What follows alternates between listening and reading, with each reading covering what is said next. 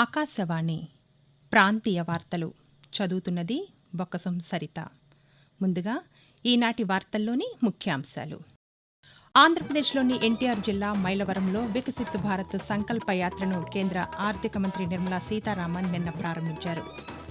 క్రీడలు శరీరానికి దృఢత్వంతో పాటు మానసిక ఉల్లాసాన్ని కలిగిస్తాయని ఆంధ్రప్రదేశ్ పర్యాటక క్రీడా శాఖ మంత్రి ఆర్కే రోజా తెలిపారు.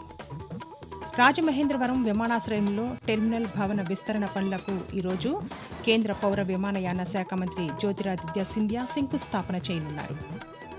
తెలంగాణ రాష్ట్ర నూతన శాసనసభ నిన్న కొలువుతీరింది.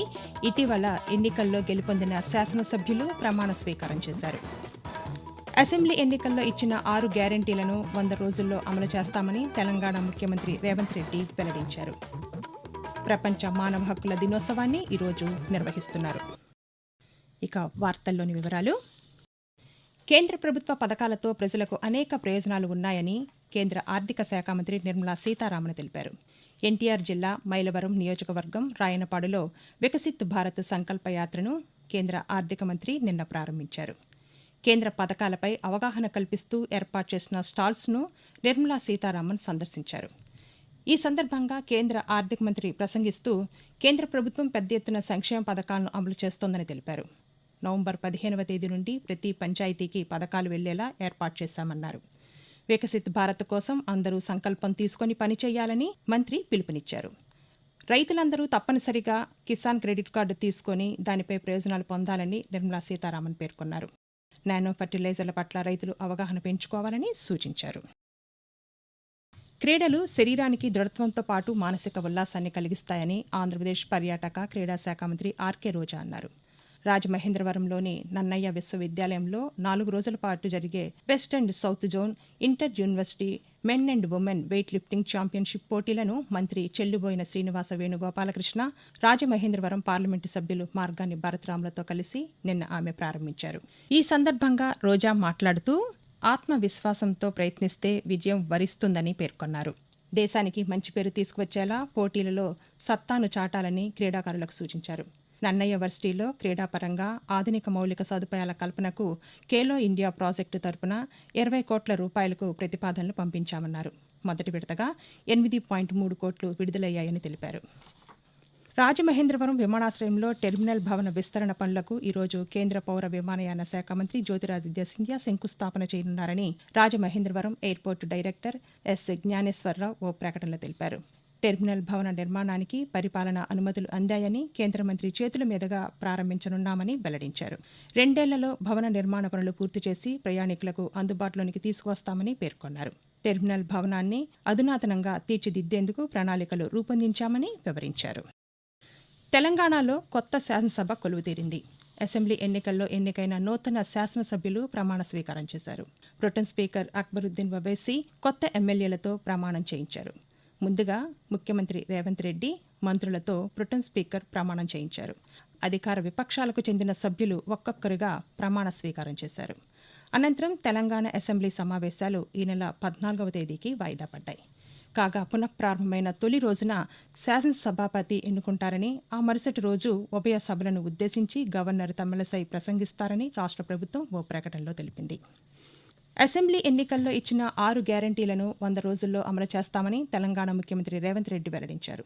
6 గ్యారంటీల్లో మహిళలకు ఉచిత బస్సు ప్రయాణ సౌకర్యాన్ని నిర్దేశించిన మహాలక్ష్మి పథకాన్ని, ఆరోగ్యశ్రీ పరిమితిని 10 లక్షలకు పెంచే మరో పథకాన్ని నిన్న ముఖ్యమంత్రి రేవంత్ రెడ్డి లాంఛనంగా ప్రారంభించారు. ఆర్టీసీ బస్సుల్లో మంత్రులతో కలిసి ప్రయాణించారు. అనంతరం ముఖ్యమంత్రి మాట్లాడుతూ ఇవాళ 6 గ్యారంటీల్లో 2 గ్యారంటీలను అమలు చేసే బాధ్యతను రాష్ట్ర ప్రభుత్వం తీసుకుందన్నారు. మహిళలు ఇక నుండి రాష్ట్రంలో ఎక్కడి నుండి ఎక్కడికైనా ఉచితంగా ప్రయాణించవచ్చని తెలిపారు. ఆకాశవాణి ప్రాంతీయ వార్తలు వింటున్నారు. భారత రాష్ట్ర సమితి శాసనసభ పక్షనేతగా ఆ పార్టీ అధినేత మాజీ ముఖ్యమంత్రి కె చంద్రశేఖరరావును ఎన్నుకున్నారు. కేశవరావు అధ్యక్షతన కొత్తగా ఎన్నికైన భారత రాష్ట్ర సమితి శాసనసభ్యులు నిన్న తెలంగాణ భవన్లో సమావేశమై ఈ మేరకు తీర్మానం చేశారు. ఎమ్మెల్యేలు పార్టీ కేంద్ర కార్యాలయంలో నిర్వహించిన సమావేశంలో పాల్గొన్నారు. చంద్రశేఖరరావును తమ పార్టీ శాసనసభ పక్షనేతగా ఎన్నుకుంటూ ప్రవేశపెట్టిన తీర్మానాన్ని ఆమోదించారు. పార్టీ అధినేత చంద్రశేఖరరావుకు శస్త్రచికిత్స జరిగిన కారణంగా నిన్నటి సమావేశానికి హాజరు కాలేదని పార్టీ వర్గాలు తెలిపాయి. తెలంగాణలో గత ప్రభుత్వ హయాంలో నియమితులైన ప్రభుత్వ సలహాదారుల నియామకాలను నూతన ప్రభుత్వం రద్దు చేసింది. ఈ మేరకు సలహాదారుల నియామకాలు రద్దు చేస్తూ రాష్ట్ర ప్రభుత్వ ప్రధాన కార్యదర్శి శాంతికుమారి ఉత్తర్వులను జారీ చేశారు. సలహాదారులుగా నియమితులైన Somesh Kumar, Chennamaneni Ramesh, Rajiv Sharma, Anurag Sharma, AK Khan, GR Reddy, R Shobha నియామకాలను ప్రభుత్వం రద్దు చేసింది. వాతావరణ మార్పులపై పోరులో అభివృద్ధి చెందిన దేశాలే ముందడుగు వేయాలని భారత్ స్పష్టం చేసింది. దుబాయ్లో నిన్న జరిగిన COP28 సదస్సులో కేంద్ర పర్యావరణ శాఖ మంత్రి భూపేంద్ర యాదవ్ ప్రసంగించారు. భూతాపాన్ని, కర్బన ఉద్గారాలను తగ్గించేందుకు అంతర్జాతీయంగా జరుగుతున్న ప్రయత్నాల్లో భాగంగా భారత్ చేస్తున్న కృషిని మంత్రి వివరించారు. 2005తో పోలిస్తే 2030 నాటికి కర్బన ఉద్గారాల స్థాయిని తగ్గిస్తామని చేసిన వాగ్దానాన్ని 2019లోనే పూర్తి చేశామని తెలిపారు. రైతులను ఆదుకునే విధంగా ప్రణాళికలు రూపొందిస్తున్నామని ఆంధ్రప్రదేశ్ పౌర సరఫరాల శాఖ మంత్రి కారుమూరి నాగేశ్వరరావు తెలిపారు. నిన్న తణుకు పట్టణంలో మున్సిపల్ కార్యాలయంలో అధికారులతో తుఫాను నష్ట నివారణ చర్యలపై మంత్రి సమీక్షా సమావేశాన్ని నిర్వహించారు. ఈ సందర్భంగా ఆయన మాట్లాడుతూ తుఫాను కారణంగా దెబ్బతిన్న రైతులను తమ ప్రభుత్వం ఆదుకుంటుందన్నారు. అన్ని శాఖల అధికారులతో సమీక్షలు నిర్వహించి రైతులను ఆదుకునే విధంగా చర్యలు తీసుకుంటామని తెలిపారు. రైతు శ్రేయస్సే మా ప్రభుత్వానికి ముఖ్యమని మంత్రి వివరించారు. రాష్ట్ర ప్రభుత్వం తుఫాను వల్ల నష్టపోయిన ఒక్కో కుటుంబానికి 25,000 చొప్పున ఆర్థిక సాయం అందించాలని తెలుగుదేశం పార్టీ అధినేత నారా చంద్రబాబు నాయుడు డిమాండ్ చేశారు. బాపట్ల జిల్లా జమ్ములపాలెంలో తుఫాను ప్రభావిత ప్రాంతాల్లో ప్రతిపక్ష నేత చంద్రబాబు నాయుడు పర్యటించారు. ఈ సందర్భంగా కాలనీ వాసులకు చంద్రబాబు నిత్యావసర కిట్లు పంపిణీ చేశారు. ప్రభుత్వం సత్వరమే తుఫాను బాధితులకు చెల్లించాలని పేర్కొన్నారు. కరోనా సమయంలో లాక్డౌన్ దృష్ట్యా కొవ్వూరు రైల్వే స్టేషన్లో రద్దు చేసిన రైళ్లను పునరుద్దరించాలని కేంద్ర ఆర్థిక మంత్రి నిర్మలా సీతారామన్ను ఆంధ్రప్రదేశ్ హోంశాఖ మంత్రి తానేటి వనిత కోరారు. ఆంధ్రప్రదేశ్ పర్యటనలో ఉన్న నిర్మలా సీతారామన్ను నిన్న విజయవాడలో మంత్రిని కలిసి వినతి పత్రాన్ని అందజేశారు. కొవ్వూరు రైల్వే స్టేషన్లో రెగ్యులర్గా నిలుపుదల చేసిన రైళ్లను నిలుపుదల చేయకపోవడంతో ప్రజలు ఇబ్బందులకు గురవుతున్నారని మంత్రికి వివరించారు. ప్రజల సౌకర్యార్థం కొవ్వూరు స్టేషన్లో కోవిడ్ కారణంగా రద్దు చేసిన రైళ్లను పునరుద్దరించాలని తెలిపారు. సదరు విజ్ఞప్తిని కేంద్ర రైల్వే శాఖ మంత్రి దృష్టికి తీసుకువెళ్లి కొవ్వూరు నియోజకవర్గ ప్రజల ఇబ్బందులను తొలగించాలని నిర్మలా సీతారామన్ను మంత్రి తానేటి వనిత కోరారు. కొవ్వూరు రైల్వే స్టేషన్లో రైలు నిలుపుదల పునరుద్దరణకు తన వంతు కృషి చేస్తానని కేంద్ర మంత్రి హామీ ఇచ్చారని మంత్రి పేర్కొన్నారు. ఆంధ్రప్రదేశ్లోని పలు జిల్లాల్లో కరువు పరిస్థితులను అధ్యయనం చేసేందుకు కేంద్ర బృందం పర్యటించనుందని రాష్ట్ర వ్యవసాయ శాఖ తెలిపింది. కేంద్ర ప్రభుత్వానికి చెందిన వ్యవసాయ శాఖ రైతు సంక్షేమ సంయుక్త కార్యదర్శి పంకజ్ యాదవ్ నేతృత్వంలో 10 మంది అధికారులతో కూడిన బృందం ఈ నెల 11వ తేదీన అనంతపురం జిల్లాకు చేరుకునే అవకాశముందని వ్యవసాయ శాఖ వర్గాలు తెలిపాయి. ఈరోజు ప్రపంచ మానవ హక్కుల దినోత్సవాన్ని నిర్వహిస్తున్నారు.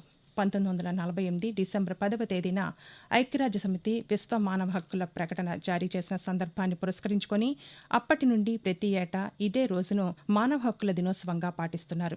స్వేచ్ఛ, స్వాతంత్ర్యం, సమాజాభివృద్ధికి ఉద్దేశించిన మానవ హక్కులను పరిరక్షించాల్సిన బాధ్యత ప్రభుత్వాలదేనని, అదే సమయంలో ప్రతి ఒక్కరూ తమ హక్కుల పట్ల అవగాహన కలిగి ఉండాలన్న అంశంపై అవగాహన కల్పించడమే ఈ కార్యక్రమ నిర్వహణలోని ముఖ్య ఉద్దేశమన్నారు.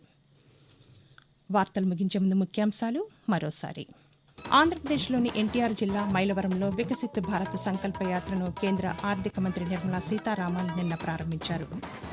క్రీడలు శరీరానికి దృఢత్వంతో పాటు మానసిక ఉల్లాసాన్ని కలిగిస్తాయని ఆంధ్రప్రదేశ్ పర్యాటక క్రీడా శాఖ మంత్రి ఆర్కే రోజా తెలిపారు. రాజమహేంద్రవరం విమానాశ్రయంలో టెర్మినల్ భవన విస్తరణ పనులకు ఈరోజు కేంద్ర పౌర విమానయాన శాఖ మంత్రి జ్యోతిరాదిత్య సింధియా శంకుస్థాపన చేయనున్నారు. తెలంగాణ రాష్ట్ర నూతన శాసనసభ నిన్న కొలువుతీరింది. ఇటీవల ఎన్నికల్లో గెలుపొందిన నూతన శాసనసభ్యులు ప్రమాణ స్వీకారం చేశారు.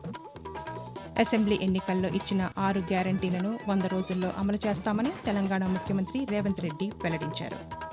ప్రపంచ మానవ హక్కుల దినోత్సవాన్ని ఈరోజు నిర్వహిస్తున్నారు. ఆకాశవాణి ప్రాంతీయ వార్తలు ఇంతటితో సమాప్తం.